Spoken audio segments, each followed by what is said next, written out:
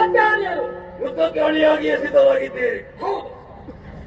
ಸಾಮದಲ್ಲಿ ಕೇಳಿದ ಹೆಣ್ಣನ್ನು ಕೊಡಬೇಕು ಎಂಬ ಹಾಗೆ, ಆದರೆ ಅದನ್ನು ತಿರಸ್ಕಾರವಾದದಿಂದ ಕಂಡಿದ್ದೀರಿ. ಹಾಗಾಗಿ ರೋಷಗೊಂಡಂತಹ ಸೈನ್ಯ ಸಮೇತರಾಗಿ ಇಲ್ಲಿಗೆ ದಾಳಿ ಮಾಡಲೇಬೇಕಾಗಿ ಬಂತು.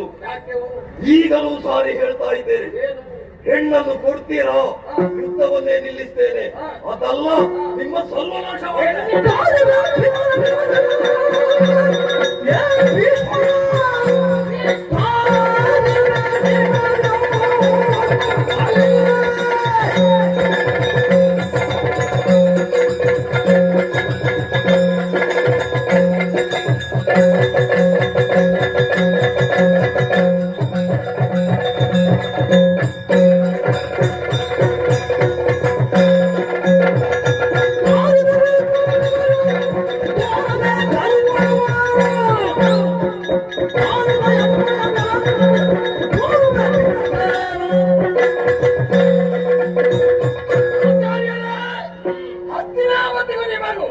ಯಾವತ್ತೂ ನಮ್ಮ ಗೌರವ ಇದ್ದೇ ಇದೆ.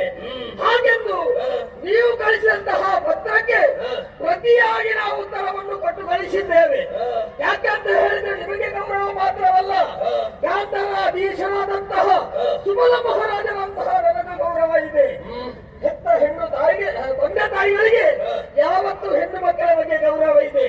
ಮದುವೆ ಮಾಡಿಕೊಡುವಲ್ಲಿ ತಂದೆ ತಾಯಿಗಳ ಹೊಣೆಗಾರಿಕೆ ಅಷ್ಟೇ ಇದೆ. ಹಾಗಾಗಿ ನನ್ನ ಮಗಳಾದಂತಹ ಗಾಂಧಾರಿಯನ್ನು ಗುರುಗಳಂತಹ ಎಚ್ಚರಿಕೆ ಕೊಡುವುದಕ್ಕೆ ಯಾವತ್ತೂ ನಾವು ಸಿದ್ಧರಿಲ್ಲ.